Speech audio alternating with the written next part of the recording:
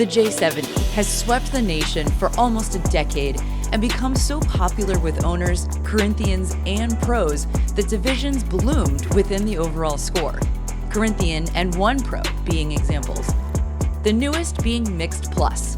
If a boat has 50% or more women on board, they qualify for this subcategory. Launched at the St. Pete Nude in 2022, the idea flourished so quickly that other fleets are adopting it, and a championship was warranted in November of the same year, right where it started, St. Pete, Florida.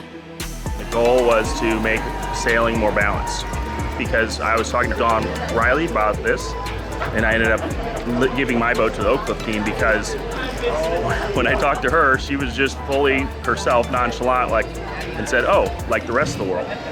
And sailing needs to be more like the rest of the world. Bruno Pasquinelli has been a huge supporter. He donated one of his boats as well, plus a fleet of sails. PRO Todd Fedizin and DRO Helle Getz got us 3 days of racing in challenging conditions on Tampa Bay. Morning. Doug Wake from Vacaros, also a major sponsor, and Anna Sluslova whipped out cameras to catch the action, whether it was in light air with pouring rain on day 1, tricky to read shifty moderate breeze on day 2, and the northerly planing conditions on the final day of racing. Time to go. Time to go? Yep. All right, let's go, guys.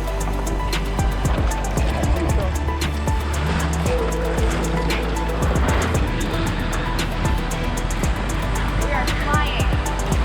I am helming this week on the J70. It's my first time driving the J70 in a regatta. I found out Friday morning that I was switching from trimming the spinnaker to driving. I'm really happy about it.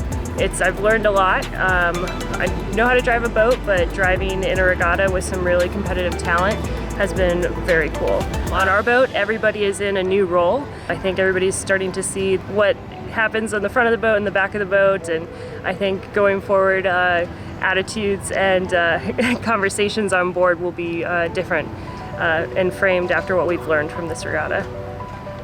Coaching and openness from some of the pros on site, like many-time world champion Willem Van Wey, filled on-land time with knowledge sharing to get everyone up to speed. College sailors from the area, teams with families that race together from elsewhere in Florida, team racers from the north, J70 experienced sailors from the Middle East Coast.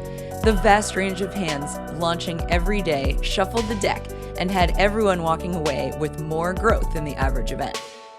J70 teams that had always raced with 4 realized that 5 minds and 10 hands are pretty wonderful to have aboard. Teams like Oak Cliff Sailing got more experience organizing and getting a boat and a team on the starting line. And in the case of the overall winning team, roles got shaken up to reveal previously hidden strengths. I sailed alongside Greiner Hobbs, William Felder, Janie and Emmy from USF. And Greiner and I have done a decent amount of sailing together in the past few years, but in a dinghy and in team racing. And usually I'm crewing for him, but this weekend it was the opposite. Besides that, Greiner and Will Felder have done a fair amount of competing against each other. And this was one of the first times they've been in the boat together. So that was fantastic. And besides that, Janie and Emmy have spent very little time in the J70s.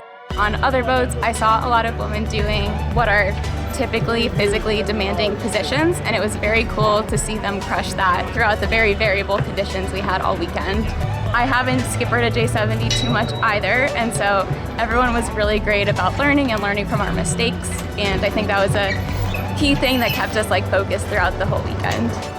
At the awards ceremony on Sunday, the top 3 were recognized. Telma Bostera, a coach at Jacksonville University, and undergrads formed Merman at the 11th hour and ended up in 3rd on a tiebreaker with Laura Sigmunds Norboy, with her husband Leif on the stick the second 2 days of racing from the Chicago Yacht Club, where he's a past Commodore. Miranda Backus and her team Level 5 were able to add up all the little things to post an impressive scoreline and become the very first to accept the Mixed Plus Championship trophy. Congratulations to everyone. For T2P TV, this is Ashley Love.